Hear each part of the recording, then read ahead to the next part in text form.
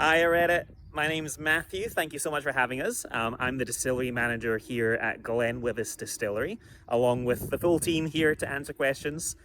We are a very small distillery. We don't have a visitor center. We don't do tours. There's only two of us in the building right now. So I'm here to give you a whistle-stop tour of a distillery that not many people get a chance to see. So we are a community-owned distillery. That basically means that we are funded with a crowdfunder. We have about 3,800 members all across the UK, some in Germany, some in America. All of them are equal owners of the distillery. Some of them pitched in £250, some of them pitched as much as £50,000. Through it all, between 2015 to 2018, we built the building that you see behind us, and we've been distilling single malt Scotch whiskey ever since then. And that is effluent just arriving, so I'll be back. Starting with the least glamorous part, all of our waste gets trucked off-site and fed to a big anaerobic digester. Creates methane for energy. Out of this big tank, and all of our draff gets eaten by cows. And all of our malt arrives in our giant grain elevator. All of that malt is stored in these comically giant bins behind me. Probably the most unnecessarily oversized part of the distillery. We only use 500 kilos of malt a day, but we need storage for over 28 tons because that's what arrives on a normal Scottish malt lorry. 500 kilos of barley is then ground to what we call grist, husk, grist, flour, your magic ratio. More flour, better extraction, more husk, better drainage. Grist is the little bit in between. Wee little CTS mill, as you can see, it has been serviced. Sometimes you need to hit it with a hammer. And this is our mash tun. And this is Kev. Say hi. Hi. Say hi to Reddit, Kev. Hi. Hi. You? To Reddit. Oh, Reddit. Oh, hi, Reddit. Kev knows where Reddit is. I do know where You do know where it is. So, mashing in right now. First water, 64.5 or thereabouts, depending on what barley we're getting in. Second water, third water, very standard, but I don't know if you can get a sense for it. It's a very small mash tun. Fermentation is where it gets a little bit less standard. 144 hours, 6-day ferment, really funky, quite sour, lose a little bit of efficiency in that process, but it makes an incredible new make. The esters coming through there are unmistakable GlenWyvis. This is our wall of some of our contributors. A lot of names up here who helped fund the distillery. I'll give you a quick tour of the ferments here. So this, empty. Kev's going to start filling this one in just a sec. Cool. This is 24 hours.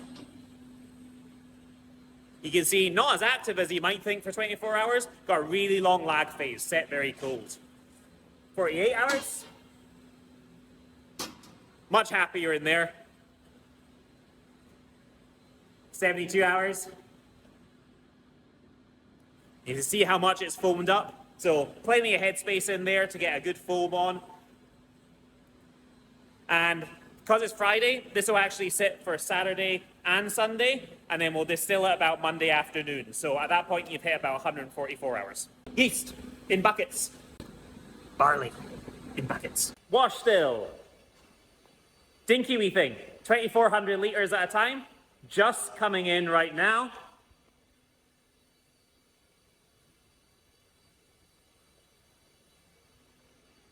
Might be able to see a wee bit of that rectification in there. And our spirit safe. Just the very start of the wash run. Wash run will run for about 5 to 6 hours. Spirit still. And we're nearing the end of our spirit run today. So Kev is dutifully checking the spirit. Our spirit cut points are around about like 65%, depending on where we're at in the day. So we've been running on spirit for about an hour. Very short spirit cut, only about 5% of the entire run, really trying to capture the very best part of it because we know a lot of our whiskey is going to shine at younger years. If we're aiming for a longer age product, we might drop it a little bit lower. If we're doing peated whiskey, we might drop it a little bit lower. But standard GlenWyvis is going to take this very, very tight hearts cut. Sometimes it's easier if you get it straight on. Kev's looking at our spirit cut points right now, monitoring for temperature. Some of you nerds are probably already zooming in, so might as well just...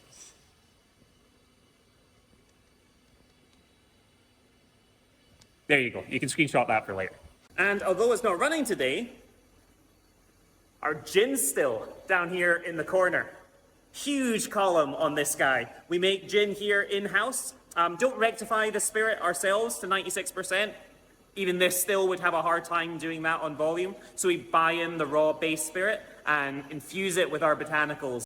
Run the whole place on biomass, which is basically burning wood chip to create steam. And that gets us electricity from renewable energy. Then it comes up here to the warehouse. So this is most of our storage, about 1,000 casks in here and about 800 to 1,000 casks in offsite rented storage while we try and build our second warehouse. Most of our stock is all for GlenWyvis single malt. So our wood policy is kind of focused on that first fill bourbon backbone and then adding a bunch of experimental weird stuff on top of it. First fill bourbons, some of my favorite, very important to GlenWyvis character. One of the great things about being here on site in the distillery is that we don't treat all of our bourbon barrels exactly the same. If they're Wild Turkey, if they're Heaven Hill, if they're Jack Daniel's Tennessee whiskey, they all get separated out, they all get tracked differently. Every once in a while, we get some cool little desserts. This was a single barrel select from Baker's, and that is really cool. Oloroso, classic. PX, Pedro Jimenez. Madura, because I didn't want to censor the whole word Madeira. Absolute classic. Try and get as many of these as possible. Rum. Marsala. Superior. Don't know if you can see this one, but port. L. Lightly peated port. Butts. 500 litres. Hoggies. 250 litres. Oh, I can't do this backwards. Bourbon barrels. 200 litres. Quarters. 125 litres. Different sizes, different shapes, different surface area to liquid ratios, different aging profiles. Not one is faster, not one is better. Different. Blood tub. He's so cute. And cognacs. Big cognacs. So we try and experiment with a lot of things here. Almost every year we're doing about 20% of our production into some type of experimental barrel or maybe something that we want to double down on. We do heavily peated runs, we do lightly peated runs, we experiment with different types of barleys, different types of yeast. About 80% of our production is fairly standard, 20% experimental. That'll go into about 60% first fill bourbon, 20% refill, and then 20% experimental. So when you have that experimental and experimental weeks line up, those are exciting weeks. Those are crazy spirits into crazy barrels. And finally, in these early years, we've been focusing on putting our whiskey out on shelves into customers' hands in small batch vintage style releases. By putting together these, we don't call them blends, fattings maybe, but I mean technically it's blending, it's all just single malt scotch that you're blending. You're able to create products that are bigger than the sum of their parts. Our first release was really our batch 218, so thank you very much for everybody who supported this. This is now sold out, has a little bit of Oloroso influence on top of the bourbon. And our most latest release is our batch 119. So this has some Moscatel influence, very fruity, very floral. Uses the same backbone, but a little bit different, a little bit exciting. And then what's on the table here is potentially this year's release. Got some Sauternes, I think we're going to be using for that. It's the end of April, so of course the rain is coming in here on the hill in Dingwall. Thank you so much for having us. Ask any questions. There's really nothing secret. We're not beholden. We don't have a PR manager over our shoulders giving us the whip. So if you have anything that you want to ask us, just let us know. And thank you so much for having us.